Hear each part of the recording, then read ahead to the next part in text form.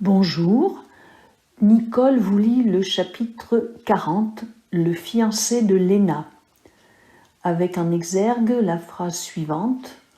Ô Marie, Marie la grande, la plus grande des bienheureuses Maries, plus grande que toutes les femmes.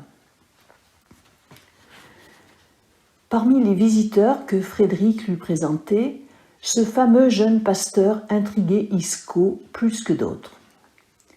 S'il représentait l'avenir du royaume, Isco devait l'approcher. Il délaissa son hôte pour suivre le pasteur qui sortait du salon et s'arrêta net, mais trop tard. Le vieux Paulinus Lénaeus était assis sur un banc de pierre dans la petite cour de l'entrée.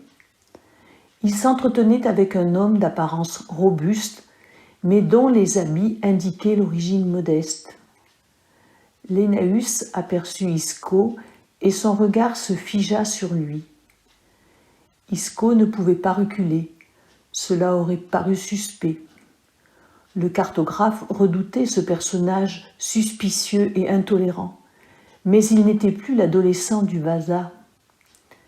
Lénaeus s'en rendit peut-être compte.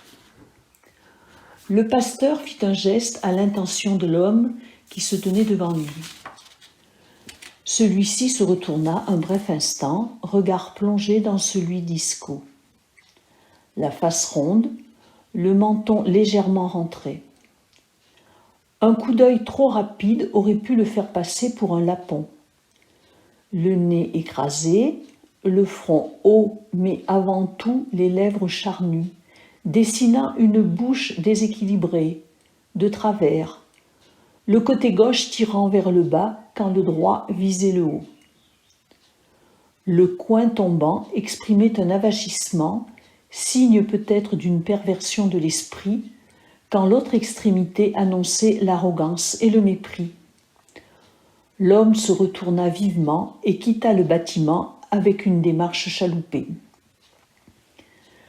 Le jeune pasteur qu'Isco avait suivi resta aux côtés de Lénaeus. Isco s'approcha, salua et se présenta au nouveau venu. Celui-ci allait répondre quand Lénaeus le coupa. « Pasteur Karl Pontanus, ordonnez l'an passé. »« Pasteur, dit-il en montrant Isco d'un coup de menton. Ce Français, ce catholique, il insista sur ce mot, rentre de Laponie, après plusieurs années sur les terres des sauvages, que le régent pense qu'il faut amener à nous afin de nous assurer des riches territoires du Nord et de garantir la levée de l'impôt sur ces gens. J'aurai l'occasion de vous en parler. » Pontanus donnait l'impression d'un disciple sous l'emprise totale de son maître, avec une expression fanatique et soumise. Il irait se jeter dans le lac Maalaren en plein hiver si Lénaeus le lui ordonnait. Je trouve troublant d'ailleurs que les conseillers du roi et les responsables de la cartographie royale aient jugé bon d'associer à une telle mission en terre inconnue et mal peuplée un papiste, un adorateur dévoyé de Marie. À croire qu'il se moque que la Laponie tombe sous l'influence de ces hérétiques. Je travaille pour les Suédois, vous devriez le savoir. Et de ce que j'ai vu de l'œuvre des pasteurs suédois en Laponie, les Lapons ne sont pas prêts d'adopter leur foi. Suffit, insolent, comment osez-vous ? Pontanus recula le buste et redressa le menton, jaugeant Isco. Son opinion était faite, et on pouvait lire sur son visage à la mâchoire carrée et aux yeux rétrécis que rien ne le ferait plus changer d'avis. Lénaeus fit un signe de tête au jeune pasteur qui quitta la résidence. Lénaeus demeura assis, attendant sans doute qu'Isco prenne également la sortie. Le Basque demeura impassible. Lénaeus ne l'impressionnait plus comme auparavant. « J'ai rencontré en Laponie un de vos anciens élèves à Uppsala. » Paulinus Lénaeus souleva les sourcils d'un air interrogateur. « Laurentius Scotus ?» À la bonne heure, il survit toujours au milieu de ces diables. Isco décida d'être moins frontal. Il avait besoin d'informations. Sa tâche n'est pas facile, mais il vénère votre enseignement et la morale que vous lui avez transmise. Évidemment, comment en serait-il autrement? Ce n'est qu'en appliquant avec une main de fer la doctrine de la foi que nos âmes sont sauvées. Il évoquait les difficultés à gagner l'attention des Lapons à cause de la barrière de la langue. Foutaise, la seule barrière, c'est leur absence d'esprit. Ils sont possédés par le malin.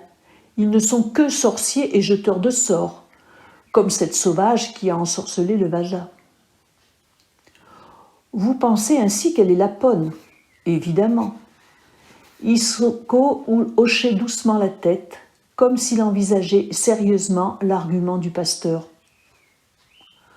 D'où vous vient cette certitude? Nombre de Suédois sont accusés de sorcellerie. Le pasteur ricana et jeta un regard peu amène sur Isko. Vous apprendrez qu'il y a sortilège et sortilège. Mais une seule sorte d'inquisiteur, songea Isko. Votre élève, le pasteur Gotus, m'a raconté que vous aviez pris en charge des enfants lapons à Uppsala pour en faire des pasteurs capables justement d'aller prêcher dans leur langue. Lénaeus balaya l'air d'un revers de main. Si ça n'avait tenu qu'à moi, il ne serait jamais arrivé jusque-là. De toute façon, nous n'avons rien pu en faire de bon, ce qui était bien sûr prévisible. Que sont-ils devenus? Pourquoi vous intéresse-t-il? Répliqua le pasteur, l'air plus suspicieux que jamais. Simple acte de bon chrétien, monsieur, dit Isko d'un air pénétré, en préparant son mensonge. Le père et la mère d'un de ses enfants, rencontrés au temple de Pythéa, m'ont demandé, comme si moi je pouvais savoir, si leur fils, enfin, allait revenir amener les Lapons dans la maison du Seigneur et les tirer de l'obscurantisme. Un couple touchant, craintif du Seigneur, qui me fait penser qu'un léger espoir pourrait être permis, vous être permis. Lénaeus plissait les yeux pour sonder Isko. 2 sont morts de maladie. Ils ne s'adaptaient pas à notre monde. 2 autres ont tenté de s'évader. On a retrouvé leur corps.